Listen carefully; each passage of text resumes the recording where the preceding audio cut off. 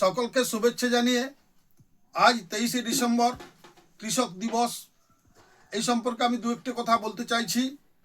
ভারতের প্রয়াত পঞ্চম প্রধানমন্ত্রী চৌধুরী চরণ সিংয়ের জন্মদিবস উপলক্ষে এই দিনটি সারা দেশে কৃষক দিবস হিসাবে পালিত হয়ে আসছে। আমরা জানি আমাদের দেশের অধিকাংশ মানুষ পেশাগতভাবে কৃষিজীবী।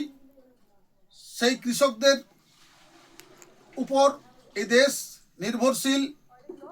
আমরা ভারতবর্ষের কৃষকদের অবস্থা দীর্ঘ কংগ্রেস আমলে বা ব্রিটিশ আমলে কংগ্রেস যে কৃষকরা দুরবস্থার মধ্যে পড়েছেন, এ নিয়ে কোনো সন্দেহ নেই।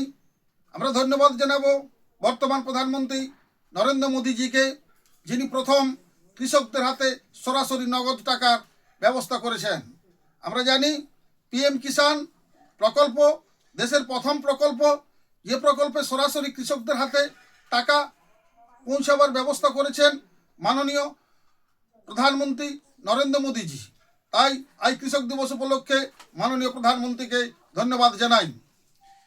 আমরা এই পশ্চিমবাংলায় পিএম কিষাণ প্রকল্প আমরা অনেকে টাকা পান, আবার এই রাজ্য সরকারের কৃষি দপ্তরের উদাসীনতায় হয়তো সবাই এখনও এটাতে যুক্ত হতে পারেননি। সেটার জন্য আমরা আবেদন রাখবো যাতে আগামী দিনে সমস্ত কৃষক পিএম কিষাণ প্রকল্পের সুবিধা পান। রাজ্য সরকারের নিকট আমার সেই ধরনের অনুরোধ রইল। কৃষকদের অবস্থা এই রাজ্যে আমরা দেখেছি একটু ভিন্নতর। মানে কৃষকের অবস্থা সারা ভারতবর্ষের প্রেক্ষাপটে আলোচনা করতে গেলে পশ্চিমবাংলার কৃষকদের অবস্থা সত্যি খারাপ। পূর্বে বামফ্রন্ট সরকার যেভাবে ক্ষমতায় ছিল, সেটা হচ্ছে কৃষক আর শ্রমিকের ভিতরে লড়াই চালিয়ে তারা ক্ষমতায় ছিল। তারা কৃষকেরও স্বার্থ দেখতো না, তাতে শ্রমিকেরও স্বার্থ দেখতো না। এইভাবে কৃষির সংকটে পড়েছিল বামফ্রন্ট আমলে। বর্তমান তৃণমূল কংগ্রেস আমলেও আমরা সেই একই অবস্থা দেখি।